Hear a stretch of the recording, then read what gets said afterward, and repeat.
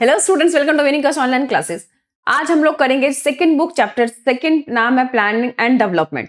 तो चलिए हम लोग स्टार्ट करते हैं फटाफट से उसके एमसीक्यू बिना टाइम वेस्ट किए। तो सबसे पहले हम लोग एमसीक्यू करेंगे, फिर हम लोग केस बेस्ड क्वेश्चन करेंगे। पहला क्वेश्चन कह रहा था state which has achieved nearly total literacy in India. कौन सा स्टेट था जो बेसिकली 100% जो है एक तरह से टोटल लिटरेसी रेट अचीव कर चुका है? तमिलनाडु, आंध्र प्रदेश, केरला और मणिपुर। तो आंसर हम सबको पता है कि जो केरला है वहां पे सबसे ज्यादा एजुकेशन रेट है। नेक्स्ट है कि who said planning is a way of organising and utilising resources to maximum advantage in item terms of defined social ends. किसने कहा था ये कि जो प्लानिंग है एक तरीका है जाके हम अपनी जो चीजें को अच्छी से रिसोर्स को इस्तेमाल कर सके और मैक्सिमम एडवांटेज से ले सके। केटी शाह ने कहा था, प्लानिंग कमीशन ऑफ इंडिया ने कहा था, डॉक्टर राजेंद्र प्रसाद ने, किसी ने नहीं। तो आंसर है प्लानिंग कमीशन ऑफ इंडिया ने कहा था ये बात। नेक्स्ट है कि the idea of 5 year plan was adopted in India from. जो 5 ईयर प्लान हम लोगों ने अडॉप्ट किया था वो कहां से लिया था? क्या यूनाइटेड स्टेट से लिया था, जापान से लिया था, यूनाइटेड सोवियत सोशलिस्ट यानी कि यूएसएसआर से लिया था, या ऑस्ट्रेलिया से लिया था? हम सबको पता है ये आंसर जो हमने यूएसएसआर से हमने लिया था। नेक्स्ट है what which are the two model of development. Development के दो मॉडल कौन से हैं? Capitalist and socialist, capitalist and Marxist, capitalist and Gandhism, none of the above. तो इसका आंसर है कि कैपिटलिस्ट और सोशलिस्ट, जिसमें आपको पता है कोल्ड वॉर जो चला था वो इन्हीं दोनों के बीच में ही चला था। नेक्स्ट है which of the following idea did not form part of the early phase of India's development policy. की इंडिया की जब डेवलपमेंट पॉलिसी बनती तो स्टार्टिंग में कौन से जो चीज इसमें नहीं शामिल था? प्लानिंग तो बिल्कुल था, लिबराइजेशन भी था, कॉपरेटिंग फार्मिंग भी की थी, सॉरी जो लिबराइजेशन है वो नहीं था। वो 1990 जब न्यू इकोनॉमिक पॉलिसी लेकर आए थे तब हमने एलपीजी, लिबराइजेशन, ग्लोबलाइजेशन और प्राइवेटाइजेशन को लिया था। तो स्टार्टिंग में जो कौन सा इसका पार्ट नहीं था? लिबराइजेशन नहीं था। नेक्स्ट है कि जो tribals of Odisha fear that displacement due to the extraction of which mineral. किस मिनरल के एक्सट्रैक्शन से वो लोग डिस्प्लेसमेंट के खतरा था उनको? कॉपर के, जिंक के, यूरेनियम के या आयरन ओर के? तो आंसर है आयरन ओर। पहले ही पेज पे इसका आंसर आप लोगों को मिल जाएगा। Which of this statement about Bombay plan is incorrect. Bombay plan के बारे में कौन सा जो स्टेटमेंट है वो इनकरेक्ट है? क्या it was blueprint of India's economic future? ऐसा बिल्कुल भी नहीं था। It supported state ownership of industry, बिल्कुल सही है। It was made by some leading industrialist, सही है। Supported strongly the idea of planning, ये भी सही है। तो कौन सा स्टेटमेंट सही नहीं है कि it was a blue print of India's economic plan future? ये बिल्कुल भी सही नहीं है। नेक्स्ट है which of the statement about Bombay plan is incorrect. ये तो हम कर ही चुके हैं। कह रहा है कि सोशलिस्ट मॉडल जो यूएसएसआर से हमने लिया था, ये भी क्वेश्चन हम कर चुके हैं। नेक्स्ट कह रहा है कि which of the following is not a contributory factor of development. कह रहा है कौन सा इसमें जो है वो डेवलपमेंट के फैक्टर्स नहीं है? एबंडेंस ऑफ नेशनल रिसोर्सेज तो भैया डेवलपमेंट के बहुत इंपॉर्टेंट रोल है। Character of people, frequent and free election, frequent और फ्री इलेक्शन भी कहीं ना कहीं देश के डेवलपमेंट में बाधा उत्पन्न करते। Level of technology, this also affect the development. जो कैरेक्टर ऑफ पीपल है वो हम फिलहाल अभी कह सकते इसमें से नहीं है। नेक्स्ट है in India planning was convince the main instrument. कह रहे इंडिया के अंदर प्लानिंग जो था वो मेन इंस्ट्रूमेंट था पॉलिटिकल डेवलपमेंट के लिए, कल्चरल के लिए, सोशल डेवलपमेंट के लिए, सोशल इकोनॉमिक डेवलपमेंट। तो हमारा आंसर क्या होगा? Socio economic development. नेक्स्ट कह रहा है कि ड्यूरिंग द 1965-67 में which state face a famine situation, भूखमरी जैसी सिचुएशन जो ऑलमोस्ट कौन से स्टेट में हुआ था? तमिलनाडु, आंध्र प्रदेश, बिहार और मणिपुर। तो आंसर है इसका बिहार। कुछ क्वेश्चन जो रिपीटेड हुए हैं वो इसीलिए क्योंकि जब मैं ऑफलाइन क्लासेस लेती हूँ तो बच्चों को बार बार पूछने के लिए 2-4 क्वेश्चन में इसमें जानबूझ के रिपीट कर ताकि हर बच्चों को मौका मिले। कह रहा how many plans have been completed so far in India. आपको पता है फर्स्ट प्लान हमारा 1951 में बना था, तब से लेकर अब तक कह रहे कितने प्लान हमारे कंप्लीट हो चुके हैं? इसका आंसर आप लोग मुझे कमेंट करके बताएंगे। चलिए कह रहे which of the following is not a contributory, ये हम कर चुके हैं। और द प्लानिंग कमीशन इंडिया वो सेटअप, प्लानिंग कमीशन कब सेटअप हुआ था इंडिया में? 1950 में हुआ था और 1951 में पहला प्लान भी हमारा बन गया था। कह रहा है कि which is the name of document that government of India prepare that has plan for all income and expenditure. जो हमने डॉक्यूमेंट का, what is the name of document, document को क्या नाम दिया गया जो गवर्नमेंट ऑफ इंडिया ने प्रिपेयर किया था, जिसमें भारत के जितने भी इनकम और एक्सपेंडिचर उसको दिखाएंगे? क्या उसे सेंसस रिपोर्ट कहा गया था, स्टैटिकल एब्स्ट्रैक्ट कहा गया था, बजट कहा गया था, यूनियन एड्रेसेस, उसको बजट कहा गया था, जिसमें हम लोग जितने हमारे रिसिप्ट और एक्सपेंडिचर है वो सब हमने दिखाया था। नेक्स्ट क्वेश्चन है कि कह रहा है कि the chairman of NDC, national development council के जो चेयरमैन कौन है? President of India, finance minister of India, prime minister of India, chief minister of UP. भैया प्राइम मिनिस्टर ऑफ इंडिया, जो कि प्लानिंग कमीशन के भी चेयरपर्सन थे और एनडीसी के भी। नेक्स्ट क्वेश्चन है हमारा, मैं बता रही कुछ क्वेश्चन रिपीट है, वही है। कह रहे what was the name given to the model of decentralised planning adopted by the southern state of India? कौन सा डिसेंट्रलाइजेशन प्लानिंग अडॉप्ट किया गया था साउथर्न ईस्ट ऑफ इंडिया में? Kerala model, Tamil Nadu model, Andhra Pradesh model, Karnataka model? तो आंसर है हमारा केरला मॉडल।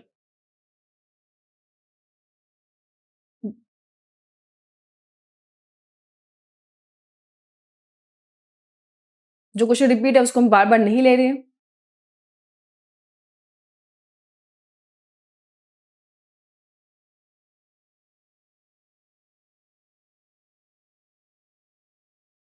कह रहा सेकंड 5 ईयर प्लान हमने कब लॉन्च किया था? सेकंड फर्स्ट बना था 1951 से 56 में, दूसरा हमारा 1956 में बना था। तो फर्स्ट और सेकंड बेसिकली आपको से पूछा जाता है तो आप उसको याद कर सकते हैं। क्या the principal obstacles in the way of agriculture growth, यानी कि बेसिकली हमारा एग्रीकल्चर ग्रोथ में क्या मेन बाधाएं थी? क्या लोगों का एटीट्यूड, स्टेटस ऑफ जमींदार, पैटर्न्स ऑफ लैंड डिस्ट्रीब्यूशन, या हेल्थ ऑफ फार्मर?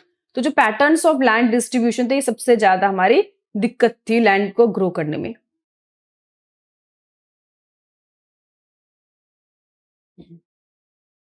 कह रहे dashboard introduce to bring about revolutionary change in agriculture. Revolutionary agriculture में जो रेवोल्यूशनरी चेंज क्या हुआ उसको क्या कहा गया? क्या व्हाइट रेवोल्यूशन कहा गया, green revolution, yellow revolution, pink revolution? सबको पता है ग्रीन रेवोल्यूशन, जिसको हम लोग हिंदी में हरित क्रांति कहते हैं। रेवोल्यूशन का मतलब ही क्या होता है भैया? इतना बड़ा चेंजेस कि जिसका इंपैक्ट लंबे समय तक दिखे, क्रांति का मतलब। अब हम लोग केस बेस्ड क्वेश्चन पे आते हैं। कह रहे based in Anand, a town in Gujarat, Amul is a dairy cooperative movement joined by about 2.5 million milk producer in Gujarat. The Amul pattern become a uniquely appropriate model for rural development and poverty alleviation. Spring what has came to known as the White Revolution. In 1970, the rural development program called Operation Flood was started. Operation Flood organized cooperative of milk producer into the national wide milk grid with the purpose of increasing milk production, bringing the producer and consumer closer by eliminating the middleman, क्योंकि middleman का जो commission है वो खत्म कर देंगे, चीजें सस्ती हो जाती है। Bringing the producer consumer close by and assuring the producer a regular income and throughout the year. Operation Flood was not just a dairy program; it's a saw dairy as a path of development for generating employment, income for rural household, and alleviation of poverty. The number of members of cooperative has continued to increase with the numbers of women members and women dairies cooperative society also increased significantly. ये बहुत ही successful था, गुजरात के अंदर चला था, operation flood के नाम से जाना जाता 1970 में। कह रहा है in which place was the Amul dairy cooperative movement blasted? बहुत ज्यादा चला था। क्या आनंद गुजरात, पोर्ट बंगल गुजरात? तो हमने देखा था चैप्टर जो हमारे केस जो क्वेश्चन स्टार्ट था वो आनंद गुजरात। नेक्स्ट क्वेश्चन कह रहा है कि इन विच ईयर वो ऑपरेशन फ्लड स्टार्ट? कौन से ईयर में ऑपरेशन फ्लड स्टार्ट हुआ था? देखिए आपको यहाँ पे दिख रहा है कि कहां पे हुआ था, 1970। यहाँ पे आपको क्वेश्चन में दिखा था इन 1970। तो इसका आंसर ऑप्शन देखिए 1970 है, बिल्कुल है। तो 1970 हमारा क्या हो जाएगा? करेक्ट हो जाएगा। Operation flood is related to, किससे रिलेटेड था? ग्रीन रेवोल्यूशन से, व्हाइट रेवोल्यूशन से, रशियन रेवोल्यूशन से? भैया व्हाइट रेवोल्यूशन से। श्वेत क्रांति, दूध व्हाइट कलर का होता है ना, याद रखना है। नेक्स्ट हम एसर्शन और रीजन पे आए थे। यहाँ पे एसर्शन रीजन में हमको पता ही है कि वही 4 ऑप्शंस होंगे। पहला ऑप्शन होता है कि एसर्शन भी करेक्ट है, रीजन भी करेक्ट है, और जो एसर्शन को रीजन एक्सप्लेन करता है तो फर्स्ट होता है। दोनों स्टेटमेंट करेक्ट होते हैं बट आपस में कोई रिलेशन ना हो तो बी होता है। एसर्शन सही है, हमारा रीजन गलत है तो सी होता है। एसर्शन गलत है और रीजन सही है तो हमारा डी होता है। यहाँ पे कह रहा है कि जो green revolution benefited all the section of the Indian society, सभी सेक्शन को सोसाइटी को बेनिफिट हुआ था, ऐसा तो नहीं मानते, क्योंकि इससे क्या हुआ था जो अमीर थे वो और अमीर हो गए थे, जिनके पास पहले से फैसिलिटीज थी उनको ही ज्यादा फायदा हुआ था।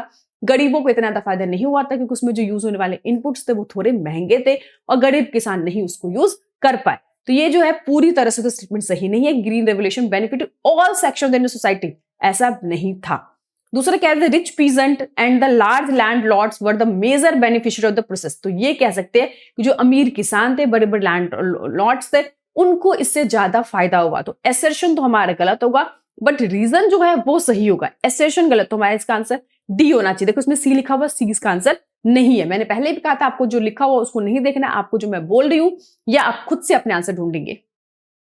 नेक्स्ट है कि land reform did not take place effectively most part of the countries. Land reforms किए तो गए बट वो इफेक्टिवली हो नहीं पाए। क्यों नहीं हो पाए? कि political power remain the hand of the land owing classes, कि जो पॉलिटिकल पावर था बड़े बड़े जमींदारों के हाथों में था और वो उसको बड़े इसीलिए मैनिपुलेट कर लेते थे, जिसके कारण जो लैंड रिफॉर्म्स को हमने पॉलिसी अपनाई थी वो सही नहीं हो पाया था। तो ये एसेशन भी करेक्ट है, रीजन भी करेक्ट है, उसको एक्सप्लेन भी पूरी तरह से कर रहा है। नेक्स्ट है कि arrange the following the chronological order of the occurrence, की फर्स्ट 5 ईयर प्लान हमें पता है कब बना था, 1951 में बना था। The great economic depression Europe में 1929 में आया था। पार्टीशन ऑफ इंडिया 1947 में हुआ था और सेकंड 5 ईयर प्लान 1956 में बना था। सबसे पहले क्या हुआ होगा?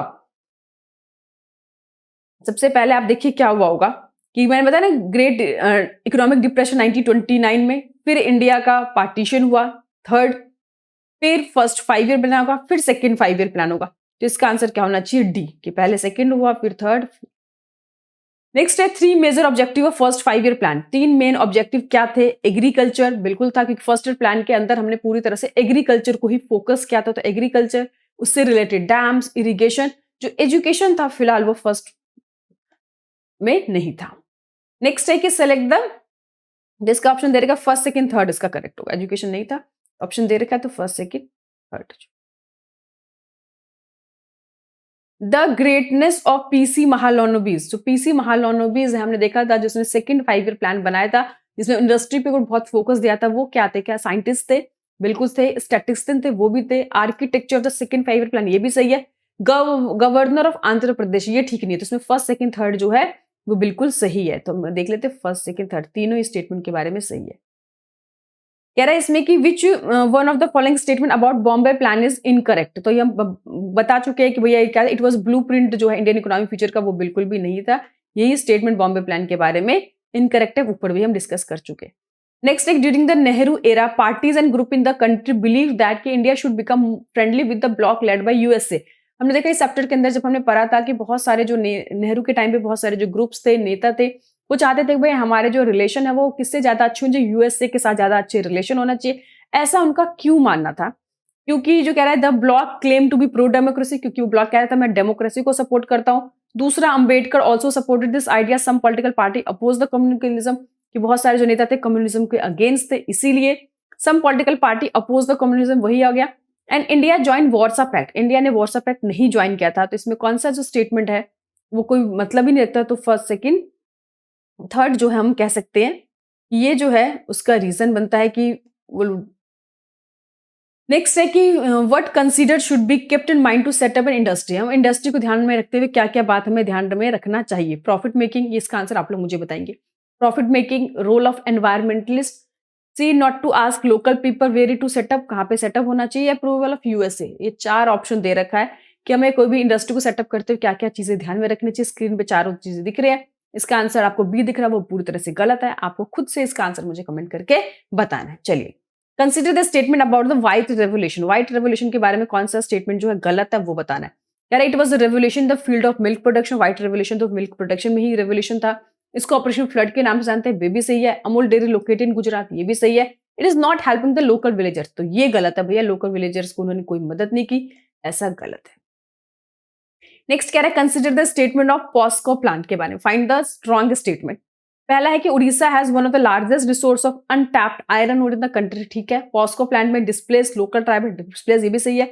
उड़ीसा पीपल प्रोटेस्ट अगेंस्ट, ये भी सही है। Orissa is located north west of India, ये जो है उड़ीसा के बारे में वो गलत है।